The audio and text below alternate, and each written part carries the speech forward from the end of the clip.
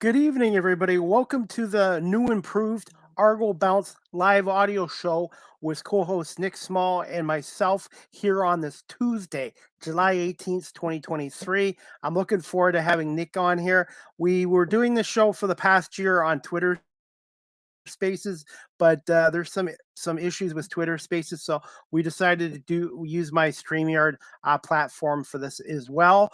I'm going to bring on my co-host Nick Small. We're going to talk about the Argonauts win against the Alouettes and preview the game against the Hamilton Tiger Cats, and maybe a little CFL news as well. So just bear with me, and I'm going to bring on my co-host of the Argo Bounce live audio show, Nick Small.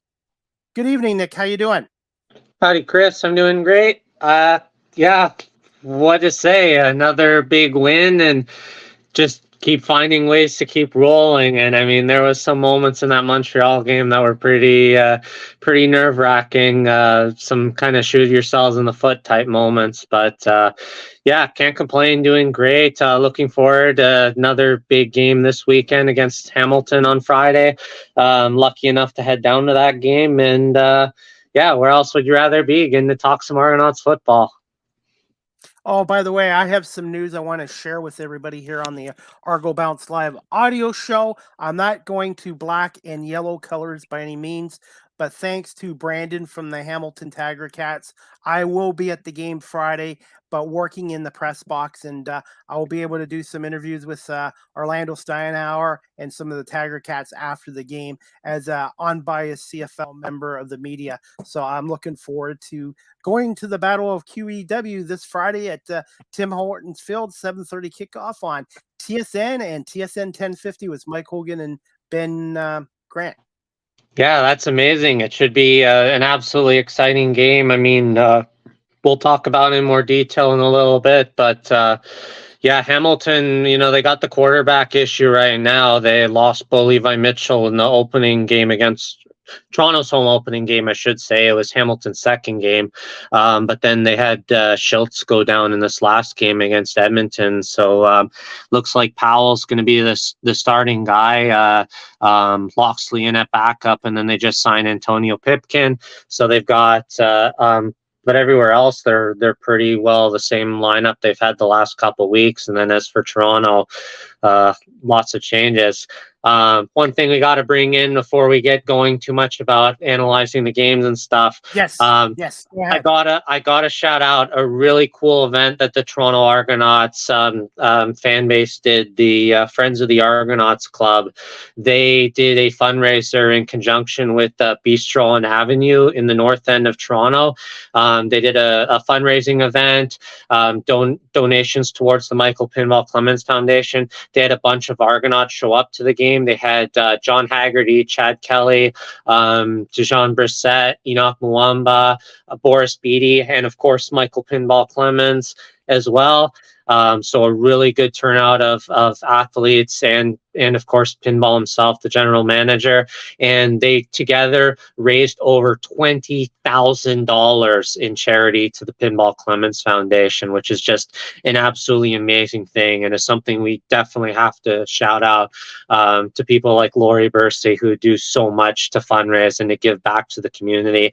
It's something that we see throughout the Argonauts organization, and it shows a lot about how passionate our fan base is and willing to give back to the community. That's awesome. I was going to say something. Just give me 20 seconds, but I want to say thank you to Chris Bird for watching. I appreciate it. No video tonight, guys. Chris, I kind of want to do, I do enough live video with my podcast. So this Argo Bounce live audio show, I kind of want to do it with live audio instead of a video. But I do have a nice Argo helmet is on the right side of the screen, and I have my picture from BMO Field on here as well. But Chris, you have any questions, comments, or whatever, please feel free. And thank you for coming on here. And Nick, were you able to go to that event Sunday, or I guess you were at the at not. I keep calling it the Molson Indy. I mean the Honda Yeah. Indy. Yeah, I was at the Toronto Windy all weekend, so unfortunately I wasn't able to attend. But judging by social media, a lot of people showed up to that event, and I kind of wish I could have gone. Just unfortunately for my schedule, I'm not showing my visuals. I don't really want to see my bedroom. I am an Argos fan. I have lots of Argos stuff lying around, but my room's a complete mess. You Yeah, yeah. until I get it refurbished and get helmets of all the teams or a row of Argos jerseys or something. You don't want to see my bedroom. So Yeah. I'm going to be blacked out today as well, which is completely fine. Yeah, I wish I could have went to that event. I know that Bistro on Avenue has a really good reputation for some amazing food, wonderful atmosphere, and as you can see, really friendly, hospitable service. And it looks like it turned out just an absolutely fantastic event for Argonauts fans. And I'm so glad the turnout was great and that the fundraising was so successful. Definitely leaves an opening in the future, hopefully, for some more fundraising events throughout the season, potentially. I've never been there before, but they are now following me on Twitter, and I want to say thank you to them. Do they have the best chicken wings in Toronto, in your opinion? I don't know. See, I'm in. If we're talking like GTA as a whole, it'll be tough because I work for another wing place near me, the Pump, which is one of the first places that did grilled wings. So, but that's kind of the fun part about it. There's so many fantastic wing places here in Toronto. So it's I'd have to. I might be a bit of biased loyalist to my Pump wings, but I got to imagine that Bistro on Avenue's got some pretty good stuff too. But I won't be able to judge it until I get a chance to go there in the future. Hopefully at another Argos fundraising event. I would say the best wings I've had in Ontario are from Are You Serious on Silver Creek here in Guelph. I've had wings in Buffalo at the Anchor Bar in Duff's, and they're pretty good too. But for me, I would say Are You Serious? And hopefully the next time you are up in Guelph, I told the Argonauts team this year, go to Yeah. Are You Serious on Silver Creek, and they have a really good beer selection and also chicken wing selection as well. And now I have a Yeah. craving. Sorry, go ahead, Nick. Yeah, I've been to a couple as well in Kitchener when I was a student there. So there's also some really good places there for wings. Um, yeah, and then beer wise, I mean, I've had to sip on the Argos trademark beer now, the Something in the Water Brewing Longboat Pale Ale at Liberty Village. Plugging in all the amazing food and drink sponsors, backers of the Toronto Argonauts. Got to show our support to companies and organizations that commit themselves so much to the team. It's really fun that we're able to now pay it back and have show some loyalty to such amazing sponsors of the team. All right, Nick, we're going to get into the questions. Unfortunately, I can only do a half an hour tonight, but we'll get into the All first good. question. First question I want to ask you, Nick. Overall thoughts on the Argonauts 35-27 win at Montreal on the road, and what adjustments did the coaching staff make in the second half of that game against Montreal that you liked as a fan? Yeah, well, I mean, the way the game went kind of throughout the entirety, it never really felt like that the Toronto Argonauts, even when they were down at halftime, it didn't feel like they were a poor playing team. It always seemed like Toronto had the upper hand throughout the game, and really what it was, and even throughout the second half, they just sort of killed themselves to penalties. I thought I think it was something like 15 penalties for 150 yards. I know they were talking. I was hearing about the stats originally saying something that they had like 1,500 turnovers or something stupid crazy like that. Was some weird glitch in the ever going struggle of the system, the stats system. But they managed to hold on through all those penalties, and that's what really killed them throughout the game. Because offensively, Chad Kelly, I think he only missed 5 passes throughout the entire game, and he was throwing like 85%. He made one admittedly terrible decision, and I don't think he would have thrown that ball if they weren't leading by a touchdown already. And I think it was just him, after so much luck and success, kind of trying to force something which he didn't really need to. But offensively, they were fine, and it was just they would form a drive together, and then it would get called back from a hold. Defensively, it was probably they were a little bit worse, and again, penalties were the factor. You had, I think, for the second game in a row, Sean Oakman had a high hit on a quarterback that led to a roughing the passer call on what would have been a stop and play, and then there was the Florian Rimolade. He made the what looked like a sack on Fajardo on the third and game situation right at the Argos red zone, and then Fajardo managed to escape it and then dump the ball off into someone wide open in the end zone, which led to a touchdown. And then there was the other defensive play where Qantas Stiggers failed to cover the end on the tight end on the goal line stand that led to another open touchdown. So it was just a couple little things. And to go off what Chris was commenting about the defense being weak, he's absolutely right. I think if we're looking ahead now to Hamilton, I think one sort of big consequence of this game was it was really, really physical, more than a lot of people expected. And you saw Darius Pickett go down, and that was a big concern for me and a lot of other people watching the game. You're already without Jordan Williams at middle linebacker, who hopefully will be back this week. We'll see in kind of a way you kind of see Jonathan Jones moving over to play kind of McManus' spot at the weak side linebacker, and then McManus kind of playing the middle linebacker role, which I think works out well because Jones played McManus' spot most of last year when McManus was out. And then you had Orimolade and Thomas Costigan not practicing a lot today or yesterday. I'm not sure about today. Benoit Marion on the other side, Robbie Smith's side, injured as well. And then in the defensive back zones, both halfbacks, Robertson Daniels and Deshaun Amos injured as well, taking some extra rest. So there's a lot of injuries going on right now in Toronto's situation, and kind of they've had the bye weeks, but this is kind of where it's going to become concerning, because if they don't get guys back now, they're not going to be having any extra bye weeks to build up that rest. It's going to be their turn to hit the gauntlet soon. Chris Bird has a question, and he wanted to ask you this, Nick. We've already talked about the defense being a little beat up for this week. Chris wants to ask you, Nick and myself, are the Argos vulnerable against the Tiger Cats? I'm going to give you the first chance to answer, Chris. What do you think especially with the quarterback thing? What's your thoughts on that? Never take a third string quarterback too lightly, because teams in the past have kind of relaxed. Their number one, number two guys are out, and then the number three guy all of a sudden comes in and starts performing well. So you have to prepare for the Tiger Cats offense, like you got Bo Levi Mitchell playing, or Matthew Schultz playing. Unfortunately, he's going to be out for 6 weeks. Bo Levi Mitchell won't be back for a little bit yet.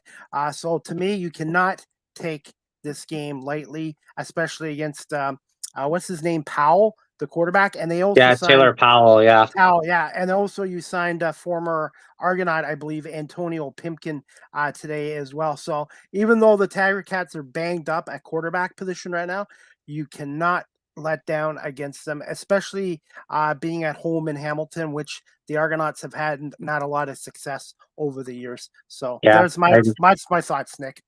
Yeah, I need to talk back, because I realized my head, and then my roster sheets are showing up on the footage. I think when you're looking at it, the big advantage Hamilton has with Taylor Powell starting, is that it's kind of like the Dustin Crum situation playing in Ottawa, where you didn't really get much of a look at him before. Probably you had more of a look with Crum because, like I've said, and I mentioned this going into the Winnipeg game, he looked good in the game against Toronto in the preseason, but I don't think there's quite the same amount of that in for Toronto, and it's always super tricky when you're going in with a quarterback you don't know, and a big part of it is just that you don't have. It's not like everybody else is kind of gone in the Hamilton Ticats lineup. They're pretty much first stringers everywhere else. It's only that quarterback question. And if Powell, kind of the way they see it in comparing it to Edmonton with Cornelius, it's like if you can just get the ball in the positions for the receivers to make plays, they can definitely make these plays. And it's important that this Argonauts a secondary does not take them lightly. So yeah, I don't agree. And again, I've never say trap game, but it is certainly, you don't want to think that, oh, they've got a third string quarterback and so we'll walk all over them. That's a terrible mentality. And you got to expect that this is a guy who's going to play at least as well as Fajardo did last week, where he can make the deep passes in circumstances. You can't just let him throw a ball 40 yards down the field to someone wide open and think that he's not going to catch it because the throw's not good because he's a third string guy. They're in the CFL for a reason. All right, Nick, before we get to another Chris question, what adjustments did the coaching staff for the Argos make in that second half against Montreal that you liked? Because for the first half was not, it was kind of a frustrating first half, and they just came on in the second half and played much better in the second half, in my opinion. Well, like I said, I guess I think the thing is they didn't change a whole lot offensively. I guess they did run a lot more. Like you saw a lot of big runs by AJ Ouellette later in that game. But I don't think particularly they were throwing any different, because Chad Kelly's kind of strategy seems sort of consistent through the game, and just his ability to sort of gun the ball out to whoever's the deepest open guy. It still seemed to work out. So I think they also got the benefit from some really spectacular catches. Like you look at the one by Ungerer and the one by was it Coxie, in the end zone. So there were two just absolutely outstanding catches that were the result of two perfectly thrown balls by Chad Kelly. So I think where it got really sketchy late in the game too was that you had Jonathan Jones get ejected for that. He had two personal fouls. So now in the rules, if you get two major foul penalties, you're ejected. And instead of Jack Cassar coming in, they put an extra DB in that late game situation, which helped. But I just think the way the game plan was, it was, they played a little bit more disciplined in the second half, I think, though not quite to the expectations we wanted to. And I think on special teams too, they tried a little bit of trickery, and I admit I didn't want to reveal anything through the pregame last week, but they did run some of that reverse stuff and the onside punt, which we saw in the game, which maybe didn't last or have the sort of impact on a big turnover, but it at least got kind of in the heads to what that they might try something like this, and it at least now has to keep you on your toes if you're Montreal, and you play that little bit more conservative then on a special teams play from then on. All right, we're going to get on to the next question. I wanted to ask you this as well, Nick. As a fan, I thought this was their worst game this year for undisciplined penalties. Just thoughts on all the penalties in this game. They had 15 for 157, because normally when you have that many penalties in a football game for that many yards, most of the times you're not going to win football games. And I think that's something Ryan Dinwiddie and the coaching staff have to address this week, because you're not going to get away with doing that, especially on the road every game with that many penalties. Well, yeah, especially against Hamilton when it's your arch rival, and you know they're going to do everything they can to get under your skin, and the fans are going to be egging it on and that kind of thing. So, how it's always really hard to sort of quantify penalties and try to put it in sort of a way you can relate to it. But again, like we saw through most of these drives, there were situations where they had Montreal stopped, and then roughing the passer up. PI. There was the one PI in the end zone where the two wide receivers came into each other. That was a really tough one to take, because it was kind of the one receiver took it out of the other's hands. So it was like kind of a what could you do, because you couldn't touch either guy in that scenario. That was a really tough one to take, and I felt as much watching it. But yeah, anything on a second and long where you're committing a roughing the passer or something to keep it alive. And but also offensively, like I said, like Chad Kelly was moving the ball fantastically, and then they got a hold, which made it. I think Marsh Ferguson used second and forever on like a second and 28 play after two penalties, calling it back. It just really hurt things offensively, and that's why you had these scenarios where they looked kind of meh offensively, but really they were fine. It was just that it got called. The callbacks meant that the drive stalled and they had to punt. It wasn't that Chad did anything wrong. I thought the offense was fine. Okay, Chris Bird. Mainstream media seems to be paying a little more attention to the Argos. Why? I'll go Oh, I first love on that that. one, Chris. I'll go first on that one. Well, Yeah. obviously being 4-0 for the first time since 1983. My God, I'm old. I was 11 years old back in 1983. 40 How years how ago. old how old were you in? I think it was 1963. I think I heard Ben say today. How old were you then when they last went 5-0? Wow, I was that was what 9 years before I was born. So I think the winning helps.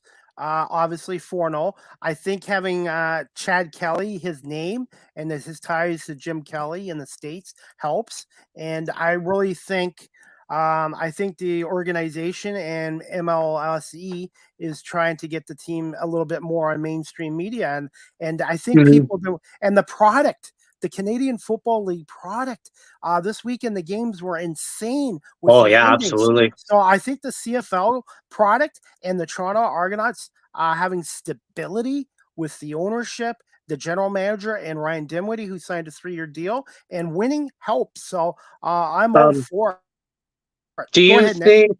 Sorry, do you think that the weakness with the other Toronto teams right now might be helping? Like it's a little hard with the Leafs and Raptors because like the Leafs are going to sell out no matter what because they're the Leafs, and it doesn't matter if they go 0-82. Not that they will, but the Leafs will do Leafs things and sell out regardless. But the Raptors aren't quite where they were since their championship run, losing Kawhi and kind of being on this sort of regression path. The Jays have been really at best, I think you can say inconsistent, and at worst, it's like sort of are they kind of pretenders rather than contenders? Like we're not going to go into that obviously, but the fact that the rest of kind of those Toronto teams and TFC as well really struggling, do you think that sort of weakness from the other Toronto teams is helping too with the Argos? Absolutely, especially with the FC. Not having a very good year, but I feel winning helps. Winning helps. Mm-hmm. Having a great product. The Argonauts obviously didn't score 40 points again, but they scored 35. I just think they're an exciting team to watch. Chad Kelly's a big name, and I think their uniforms are great. I think the fans love them. I thought the white on blue was great. I hope they never touch these uniforms again. As much as I love the 83 uniforms were my favorite, but these uniforms have surpassed the 83 uniforms. Yeah, So I I just hopefully they go ahead. go ahead. Go ahead. No, I'm just saying Oh, I just think winning really helps. And I do think as much as I've been critical of Maple Leaf Sports Entertainment with the Argos in the past, I think they are trying to make a little more of an effort. And this is great to see them on mainstream TV. And this is what they need. People see these guys, they'll like want to come out, and that's marketing, and that's what they should have been doing for years. And they are doing an effort now, and I'm hoping for the next home game at BMO Field. I still think they can get 20,000 for their next home game on August 13th against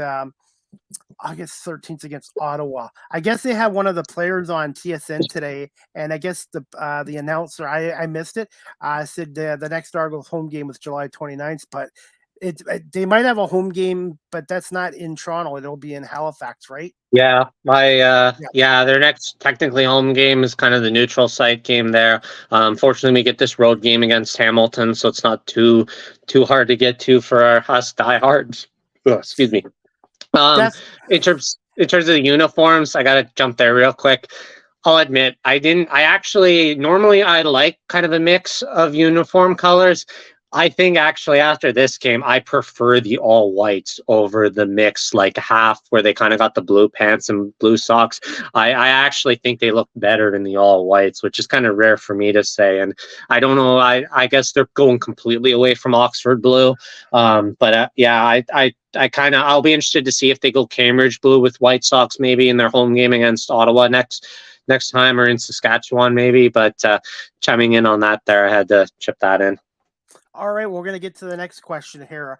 Nick, who were your three Argos stars of the game? I typo here. I have starts, but who were your three Argos stars of the game? I'm going to go with Unger, Coxey, and Kelly. And I'm going to tell you this David Unger guy, I liked him when he was in Hamilton, but he did not get the ball or get opportunities. And I think he's been the biggest surprise in the offseason for the Toronto Argonauts so far.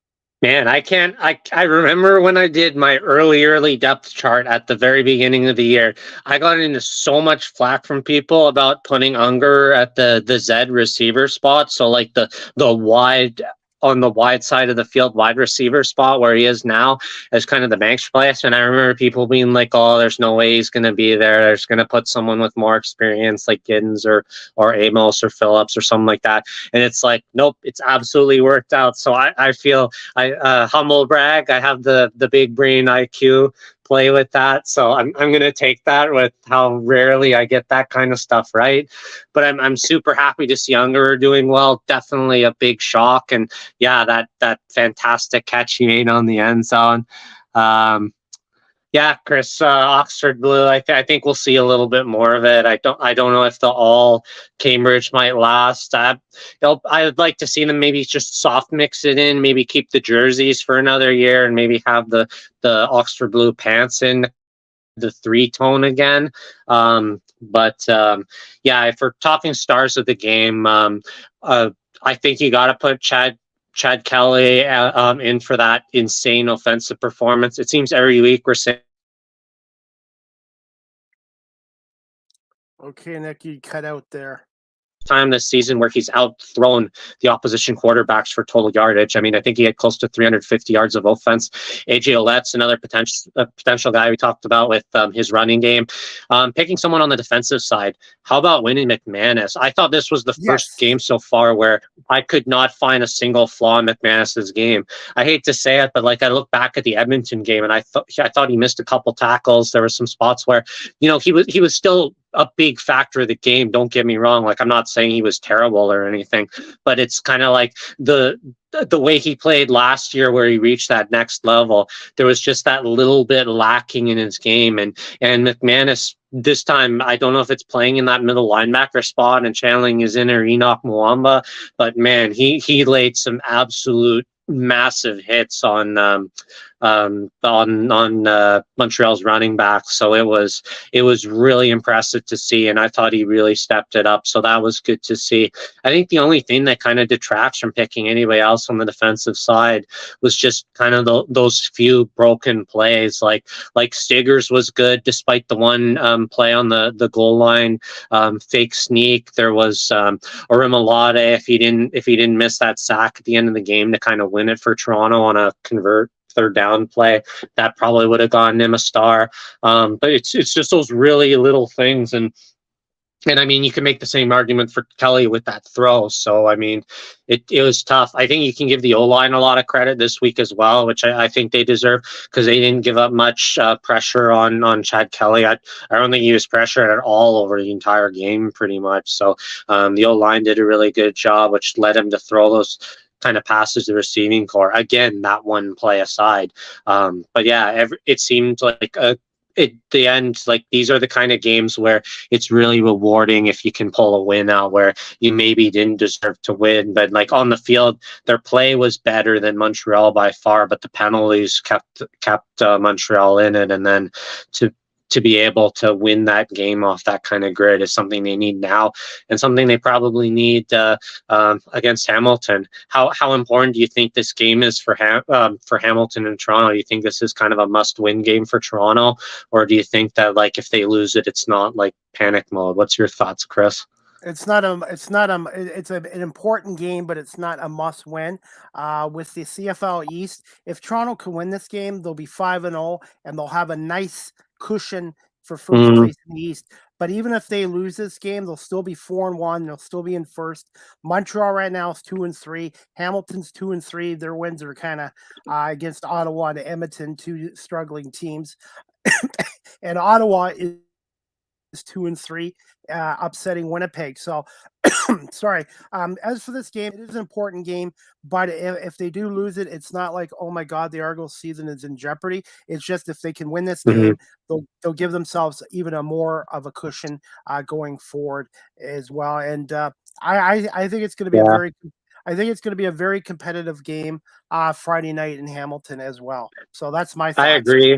Hamilton has, I think, a lot more to fight for this because, like, Yes. if they can win this game, like, forget the 4-1, 5-0, whatever for the Argonauts. Just for Hamilton season, it gives them a lot more life into it. Now that they're tied with Montreal for second, like, I think minus the game in hand or whatever.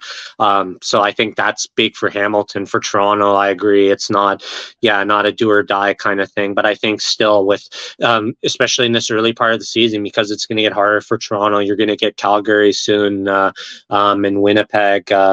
Like those are games that probably you might not win. So it's like I think you got to take advantage of these kind of give me games that are on the platter for you to take, even with your injuries. This is the kind of game where you got to be able to beat a Hamilton team on the road, and it's like it's only going to get tougher like when they play there again on Labor Day, and hopefully I'll see you there at that game as well. This top part we've already talked about David Unger, who's made a huge impact. I liked his number Yeah. 83. I told Mike Hogan he reminds me of Julian Edelman and Wes Walker. He might not be the biggest dude, he might not be the fastest dude, but Oh, he's a smart football player. He runs the right route, and most importantly, he has good hands, and he's developed a rapport with Chad Kelly, and that's just been huge. And I'm gonna say this to you. yeah. I've seen some great Argo receivers over the year. Greer, Terry Mitchell, Daryl K. Smith, Paul Mazzoli. There's so many great ones. But to me, this might be possibly the most talented and deepest core of receivers in Argo history, in my opinion. Yeah, talented. It's tough to say because you got guys like Greer and Mitchell. If you're talking about like individuals, that Yes. like if you were doing like if you're doing kind of the fantasy thing of all time best, pick your best five receivers and have them go at it thing. But I think potentially in one season. I mean, we got a long way to go. It's only 5 games of an 18-game regular season, so lots of time to still say that. But they are definitely good, and like that's considering that like Deshaun Amos hasn't even come back yet in the lineup. So for me, um, the receiving lineup's really good. Shoot, I can't remember what I was gonna say. I was on a ramp. Can you bring the question back up maybe in a sec? I saw Chris's comments, and yeah, I agree. Getting healthy for Halifax and preventing injuries next week is really important. Um, uh, It's about their depths. It's not just the yeah, talent. It's not the just the talent on it, but the deepest core in Argos history. Curly Gittins Jr. hasn't really had a breakout game this year, and they're 4-0. That's what I'm saying. This guy, yeah, he was their best receiver last year. Obviously, he's had some injuries this year, but I'm just saying they have one guy gets hurt or is not 100%. They've got guys stepping up their games. Coxie has stepped up his game. Unger has stepped up his game. yeah. And I mean, you can say that across the board, especially in like the secondary, for instance, right now where Colonel the Fourth was out and he stepped up last season, and Stigger's coming in for when Peters wasn't like his wasn't an injury, but it was because he was still in camp in the States. So like you had McFadden. Some time injured as well. So like being able to really rotate guys in that next man up mentality, you're absolutely right. Man, I feel bad for forgetting what I was gonna say because I had a really good point, and one of those things where you let it slip your mind and you dwell on it. I'll come back to it if I remember. No problem. And gonna get to our next question too. I'm okay doing a little more than 30 minutes because this is a been a very good show. Gotta ask you this, Nick, right now. What are some keys to an Argo win over the Tiger Cats on Friday night? Who will be playing with their third string quarterback Taylor Powell and Antonio Pimpkin? I'm assuming will be dressing for that game as the backup quarterback. Yeah, I mean, offensively, I just gotta say, keep doing what you're doing. I don't think there's no need to reinvent the wheel if it's working. They've had a really good running game with AJ Oled and Harris, which is one of their big strong points. And I think it was Dave Naylor. I might be wrong, but one person, or no, maybe it was Costabile. Anyways, one of them posted an article on the CFL site about running the ball and how. A lot of the best teams in CFL history have had a strong running game, and that's been one of the big advantages with the Olette Harris 1-2 punch. But also being able to throw the ball and Chad Kelly's dual threat. He's able to run. Teams then cheat to cover the run, and then he's able to gut a cross arm body pass to Daniels in the end zone for 6. So it's that Swiss Army knife of so many tools offensively is a huge threat. And I mean, they've got a couple of guys in their secondary. I think Lawrence and Edwards is a good linebacking duo. Thurman as well on middle linebacker. I don't think their D line's that great, and I think their wide side coverage is pretty good, but their short side I don't think is as good. So I think if those are the things you're looking to exploit just on Hamilton's defense, do that. Defensively, I think is going to be the big key because you had kind of a mediocre game. I don't know if Hamilton will have much success stopping the run just because I don't think their D core is very good. I think they'll probably try to put pressure with more run blitz packages. But I think if they can kind of pick up those scenarios, I think the Argos will be fine. Defensively, like I said, it's about them being able to bounce back. I think getting pressure on the Powell early, kind of like what they did on Fajardo. I don't think Powell, the rookie quarterback, will be able to pull the kind of plays out like Fajardo was able to. And if just kind of the D core stays at home and being able to cover the wide receivers and forcing Powell to scramble, I think it'll be like the Pipkin or the Adams game in BC where he kind of tries to force a throw and it gets picked off. I think that's what you'll probably see if the Argos play their cards right. I think you make Powell make some really difficult throws, and I don't think he'll be able to make them off being a rookie quarterback. Chris Bird, will the Tiger Cats have success dropping the run? I don't believe they will. They might maybe in the first half, but through the whole game with AJ Olette and Andrew Harris, I believe they will not be able to stop the run. And I'm going to make my prediction now. I got the Argos winning this game 31-20. I think Hamilton will keep it respectable, but I think in the end the Argos win this game 31-20. Thoughts, Nick? I hope they win because it'll make my walk back to the car easier because it's a lot easier when the Cat fans are all sad and they leave by the end of the third quarter. But yeah, I'm hoping it's a good game. It should be lots of fun, and it's all. I have to admit, I've had nothing but positive experiences so far in Hamilton, despite the odd boo and whatever. So it is actually quite a fun place to see a game, even as an Argos fan. I think you're kind of in the right ballpark. I think it's something like 30-20 Argonauts. I'm hoping for a good result there. I think it will be closer than. I don't think the Argos will be able to run away with it. But I think the big key, again, something I didn't touch on, like controlling those penalties. If they play discipline, they can beat anyone in the league without question. But if they let Hamilton linger around by doing some dumb decisions, it's going to be what hurts them the most. As for Pipkin, I know that's come up a couple times in your questions there.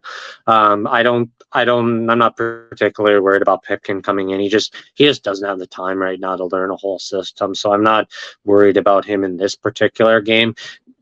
Could we see him instead of Loxley on third and short? Maybe, but I think it's too soon. I think they'll probably go Powell Loxley for most of the game, and I'll be quite surprised if we see Pipkin in for more than a couple plays, unless things go really bad for Hamilton which I don't expect to see.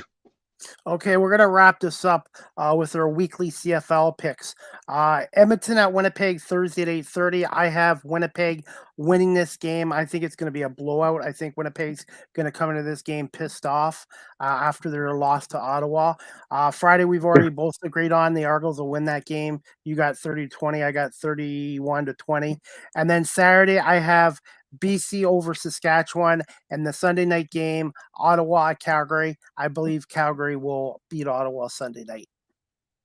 My brain agrees, but oh my God, if Winnipeg loses to Edmonton, can you imagine the fire alarm bells going off in Investors Group Field? Like I kind of want to. I'm going to pick Edmonton just because I really want to see them break the curse, and I want to see absolute carnage. Will Chris Edwards blow a gasket this game? That's a good question, Chris. I think if the Argos take a lead early and if they take advantage of getting under his skin, they very well might. Which I kind of don't want to see it, but you could kind of see it happening. So that's kind of my thoughts on that. So we already said Toronto over Hamilton, Saskatchewan, BC. Yeah, BC at home, and plus the Trevor Harris injury. I mean, it's such a tough situation. I mean, we've seen 2 Ottawa quarterbacks, 2 Hamilton quarterbacks, Saskatchewan's quarterback, Trevor Harris down now. Yeah, it's not a good thing to see for this league, but yeah, I think just from that you got to pick BC. Not that I don't trust Mason Fine, but BC's been a much better team. So I overall, so I think you got to pick BC, and then again, I think Calgary at home. You kind of have to pick Calgary, but like I said, I was really big on Dustin Crum when he was in since I saw him in that scrimmage preseason game in Guelph against Toronto. So I'm gonna take a stab and pick Ottawa. We've had some weird upsets so far already, so this has been one of the hardest seasons in a while to bet on. It seems like last year and the year before and the year before, every week it was like I could get at least half of them right and cover my bets, and often than not get 3 or 4 picks. This year it's been like there's been some weeks where I've gone 1, and I think I started the season without a single pick right. So it's been pretty crazy. So yeah, I'm gonna pick Edmonton and Ottawa. I'm gonna take the long shot picks for those race games and hope for a little bit of chaos because I would love to see the world burn. Okay, Nick. And before we end this show, I would like to show from the Argos YouTube channel some highlights of the game against the Alouettes. And ideally, I would like to try to do that every episode to throw some highlights in of the Argos previous game. And are you okay staying for a few extra minutes? And that's it?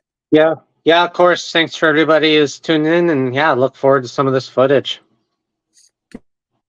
Give me 1 second.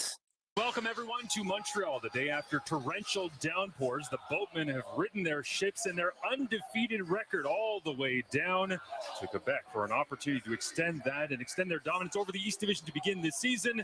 The Argonauts come in for an East Division matchup. Forrest Beatty has the ball on the tee. The Argos in their white. The Alouettes in their home dark blue as we get underway from Montreal.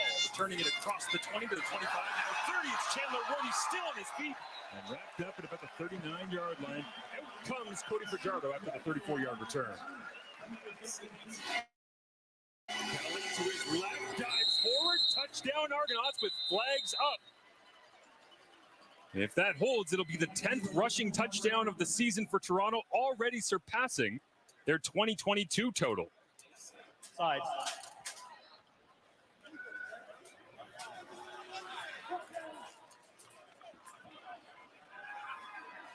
What an impressive opening drive. Montreal number 42. Penalty is declined. Touchdown stands. Toronto Argonauts with a little bit of excitement right out of the gate. Couple of big plays, fantastic catches in traffic by Coxey and Daniels. Refocused, 8 plays, 75 yards, in just under 5 minutes. As Forrest Beatty tacks on the extra point. Fullback James Tuck is in here as well as Stanback. They'll try to pass protect for Fajardo. Pressure's on. He dances away from 2, now 3. Finds some open space and looks down the field for the fullback, and it's incomplete. Had Tuck early, didn't want him, and tried to fit it in late. Incomplete. Cody Fajardo ends up dancing for his life on this one. Argo's bringing 5 on the play. Jonathan Jones supplying initial pressure on the edge. You saw Thomas Costigan with a shot. Jamal Peters and Jones in late pursuit there. He's 10 of 12 on the year thus far. Had some memorable adventures against the Argonauts in the last couple of years, but this one, no question, through the uprights as he improves on his tally for the season. Now 6 of 8 from that distance. Alouettes team saw on Sunday, already back on the field here on Friday.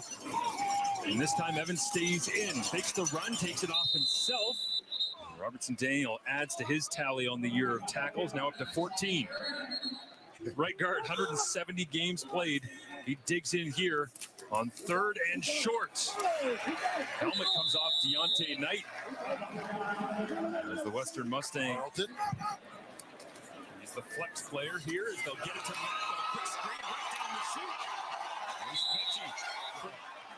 10 seconds remaining in the half. Fajardo takes a shot to the back of the end zone. Up for grabs, flag down. Touchdown, Alouettes. Fajardo takes another lesson to start the season here in Montreal. Kelly in the gun, takes to Harris, looks to throw into the end zone. Can he get inside the short corner? Touchdown, David Unger, his 2nd of the season. We'll take a close look at the feet of Unger in the corner of the end zone, automatically reviewing a scoring play.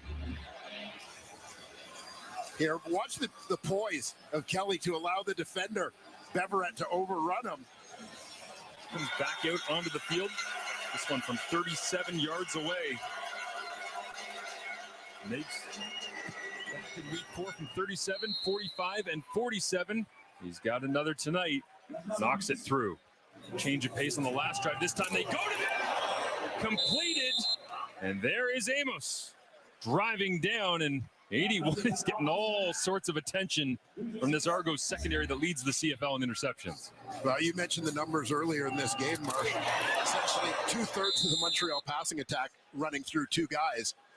Well, in motion again to the right tackle spot. They'll screen it out. Cameron Julian Grant, Sneed out in front blocking. Cam dancing and now grabbing the legs through 4 tacklers. All the way down to the 10-yard line. The end zone on 3rd and goal. Trailing by 7. Fajardo, deep drop this time. Pressure on. Spins away. Stays on his feet. Throws it into the end zone. Touchdown, Alouettes. 2nd of the ball game at 7. Peels himself off the turf.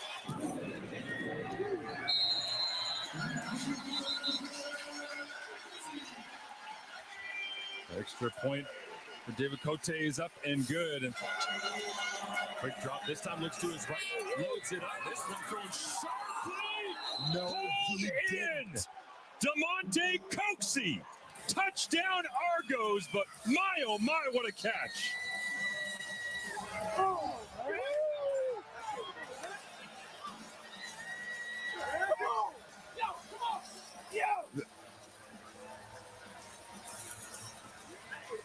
Do you remember the fantastic catch Coxey made on the opening series? That is now his 2nd best catch of the game. This is unreal. To tie this ball game up once again. As BD adds the extra point, everyone down inside the box are just plunged forward. Oh, Fajardo's going to lean to the left. They will take a chance. Backside throw. Touchdown, Alouettes. Jason Moss has the extra point to come. Tied this thing up. It's up and through. Kelly rolls to his left, looks down the field. It's Unger. Touchdown, Toronto. Oh, wow. What an answer.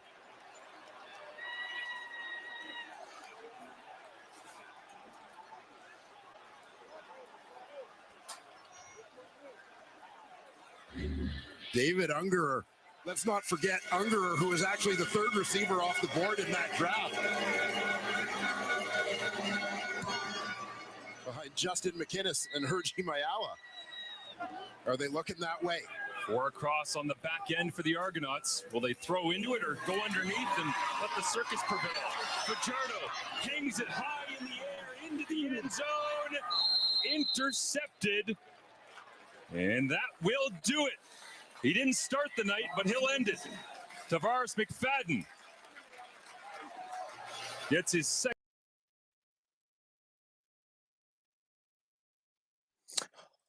All right, guys, that clip was courtesy of the Toronto Argonauts YouTube channel. Please subscribe, especially if you're an Argonaut fan. My co-host Nick Small had to get going, some issues with his phone, so I want to say thank you to Nick for coming on tonight. I thought the first episode of the new look Argo Bounce live audio show here did well. I want to say thank you to everyone watching on Facebook, LinkedIn, YouTube, Twitch, and Twitter, and also on my 14 audio platforms. This show will be available on Apple, Google, Spotify, Amazon Music, iHeartRadio, etc. And the Argo Bounce live audio show will be available on radio station WQEE 99.1 FM. I'm hoping on the weekends, and when I can find out from the station manager, Ryan O'Neill, I will let you guys know and send you the link to our Argo Bounce live audio show on WQEE 99.1 FM and Metro Atlanta as well. And I'm also looking for some sponsors for the Argo Bounce live audio show as well. Again, I want to say thank you to Nick Small, my co-host, for coming on the first edition of the new look Argo Bounce audio show here, and also to Chris Bird, who's always supported our show about the Toronto Argonauts as well. So, all right. Nick, no worries about what happened. Nick will be back for our next episode next week. And just the guys to let you know before we wrap this show up, the next live with CDP Sports Talk, Season 6, Episode 28, sponsored by Barry Collins Chevrolet, Thursday, July 20th at 9 p.m. with singer, songwriter, and 4-time award-winning songwriter from Las Vegas, Nevada, Chelsea Clare. So I hope you guys can tune in to my next show Thursday night, 9 p.m. Eastern, with the award-winning Chesney Clare. So, and she was named after Kenny Chesney as well. So that's about it. Thank you to everybody watching and listening to the live of the Argo live audio show here, and look forward to our next show next week. And again, the Argonauts take on the Hamilton Tiger Cats this Friday night, July 21st, 7:30 kickoff at Tim Hortons Field. I will be there working media, covering the Tiger Cats game and against the Argonauts. And you can also watch it on TSN or TSN 1050 with Mike Hogan and Ben Grant, or you can listen to it on the Tiger Cats audio network with RJ Broadhead and Luke Tasker, who do a good job for the Hamilton Tiger Cats as well. Anyways, guys, again, thank you everybody for watching and listening to the Argo Bounce live audio show about the CFL's Toronto Argonauts. Again, thanks to Nick Small for coming on tonight, my co-host, and Chris Bird for always being a supporter of our show and asking some good questions as well. I hope everybody has a great night, and we'll see you at Tim Hortons Field Friday night for the Argos Tiger Cats Battle of the QEW game. Battle of the QEW. Good night, everybody, and we'll see you Thursday night for Live with CDP Sports Talk at 9 p.m. Eastern.